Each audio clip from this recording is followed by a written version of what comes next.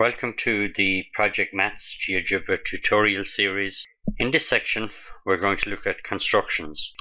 Now, as you can see here, the GeoGebra file has the axis turned on and the grid turned on.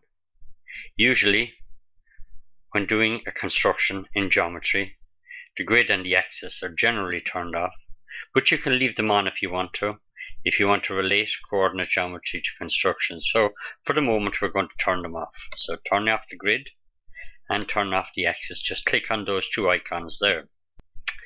Now, first of all, I'm going to bisect a line or a line segment. So we go to the drop down menu here, click on the little red arrow, drawing a line segment between 2 points, one point and the other point. And there's a line segment. Now if I want to bisect that line segment AB, you go to the drop down menu here, click on the red arrow, and we can see perpendicular bisector. So you select that perpendicular bisector, click on the line AB, and the perpendicular bisector will be constructed. How do you know that that is the perpendicular bisector? Well, we can put a point on the bisector line, and we can find the intersection of the perpendicular line and the line AB, and we can start measuring angles. So I'm going to select here intersection, two objects, and I'm going to select the perpendicular line and the line AB, and we can see that a point D where the two of them intersect is created. Now if I want to measure the angle CDB, this angle should be 90 degrees. So we go to our measuring tool. You can see you can measure the angle, you can measure the distance, but this time I'm going to measure the angle. So we select that, and I'm going to measure the angles C, D and B. This happens to you sometimes where we get the reflex angle.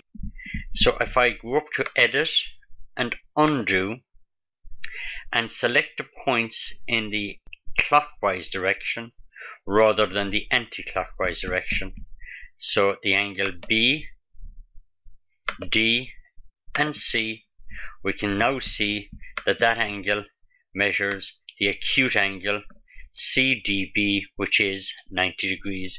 It labels it there alpha. That's fine. If I wanted to measure the angle ADC, again, remember to go clockwise, and so select on measure the angle. So there's C, D and A, and we can see that is also 90 degrees. We don't have to leave in alpha and beta there. How to get rid of those is simply point at them, right click on your mouse and click on object properties. And when we click on object properties and we go to basic here, instead of name and value, just select value.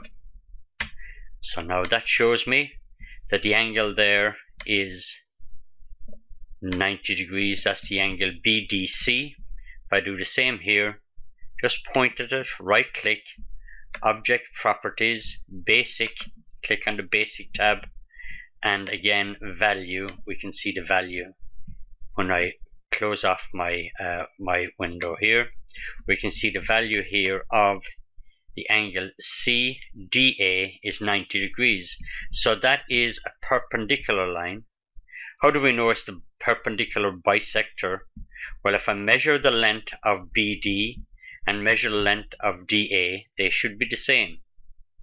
One thing to notice if you're using this is if you click on options and rounding, just round correct to, we'll say 1 decimal place or 2 decimal places. So I'll do 2 decimal places here. I'm going to go to the drop down menu and measure my distance or length.